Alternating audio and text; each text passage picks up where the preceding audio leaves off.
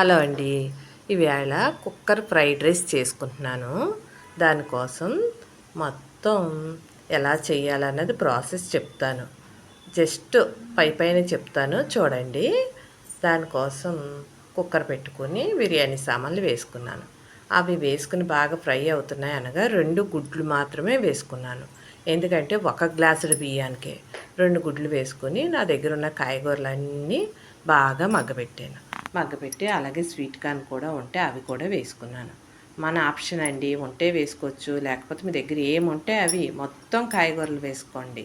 వేసుకుని బాగా మగ్గబెట్టాలి. దాంట్లోనే ఉప్పు కారం కూడా వేసి సిమ్లో పెట్టి దాన్ని మూత పెట్టేసి మగ్గబెట్టేయాలి. మగ్గబెడితే నూనె పైకి తేలుతుంది అనగా ఫ్రై అవుతుంది కదండి. దాంట్లో కొంచెం టమాటా సాస్ వేసుకోవాలి. అంటే అది టేస్ట్కి కొంచెం తీపిగా పులుపుగా ఉంటుంది కనుక అలా వేసుకుని దాన్ని బాగా మగ్గబెట్టాలి. మగ్గబెట్టి 1 గ్లాస్ బియ్యానికి 2.5 గ్లాసులు నీళ్లు పోసుకున్నాను. అవి కూడా కుతకుతామన్నప్పుడు బియ్యం నానబెట్టుకున్నాను 1 గ్లాసు. అవి కూడా వేసుకుని దాన్ని బాగా మరగబెట్టాక కుక్కర్ మూత అప్పుడు పెట్టుకోవాలి. కుక్కర్ మూత పెట్టుకుని ఒక 3 విజిల్స్ వచ్చే వరకు ఉంచుకున్నాక అది తీసి చూస్తే ఫుల్గా రెడీ అయిపోయిందండి. అలాగే మీరు కూడా ఒక్కసారి ట్రై చేయండి. Vegetable fried rice, cooker fried rice.